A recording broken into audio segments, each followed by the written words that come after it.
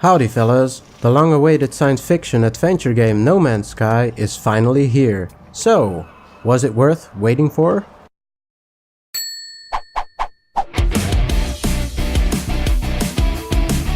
Some backstory.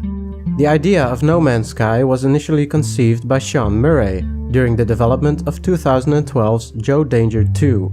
Based on fantasies about space exploration he had as a child, he decided he needed to realize his dream project. While still working at Criterion Games on the sequel of Joe Danger, he developed the engine of No Man's Sky personally and in secrecy, and after 1 year he led in a small team on the project once the engine was successfully completed. At this time, the game was being secretly developed from the rest of the development team that was working on Joe Danger, which supposedly led to tension within the offices. Story: there is a great force present within the universe which goes by the name of Atlas.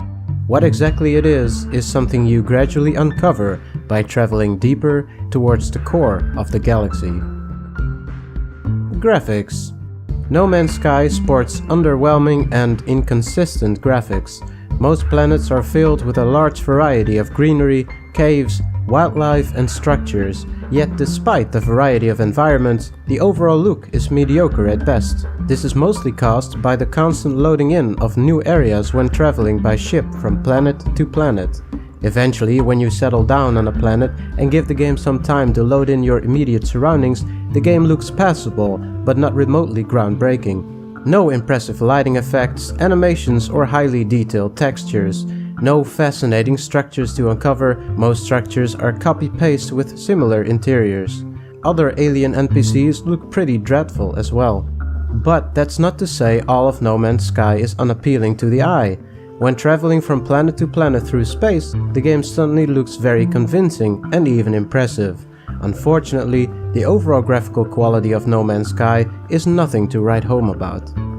Gameplay: No Man's Sky is a game mostly about freedom. There is an overarching story, but it's minimalistic in its approach and doesn't exactly capture the player's attention.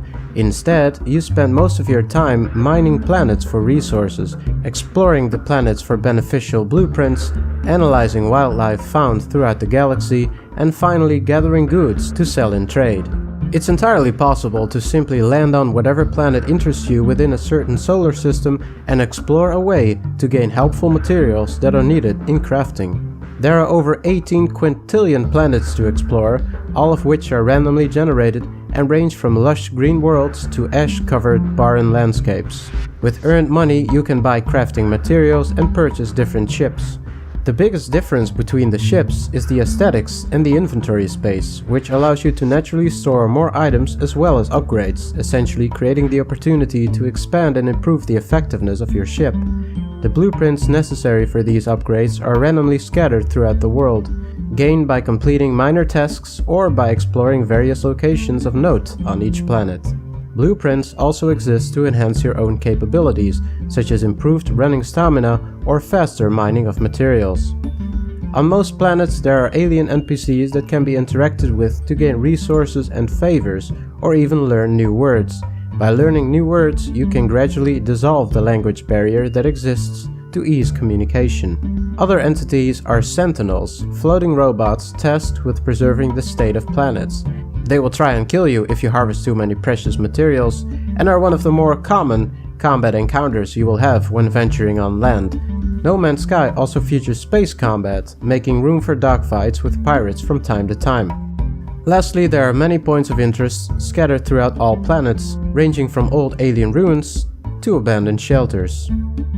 Overall score: overwhelming sense of scale. The scale of No Man's Sky is nothing short of impressive, giving near limitless exploration opportunities to those so inclined. Convenient fast travel. Traveling to and from planets is done in a convenient way, cutting down much travel time. Unimpressive graphics. Underwhelming graphics fail to capture the player's imagination. By the book, formulaic world generation. Predictable world generation significantly diminishes the sense of wonder and exploration the player experiences while playing. Unfitting music. The music does not always fit the theme and oftentimes feels out of place. Hollow interactions. The interactions with the various alien races feels hollow and unsatisfactory. No unique personalities make interacting with aliens a predictable affair. Repetitive and uninspired gameplay. No Man's Sky features very repetitive gameplay that makes playing the game a very predictable and unfulfilling experience. Uneven performance. The story doesn't do the best job in grabbing the player's attention and keeping it, with a big lack of motive to push on and reveal the galaxy's biggest mystery.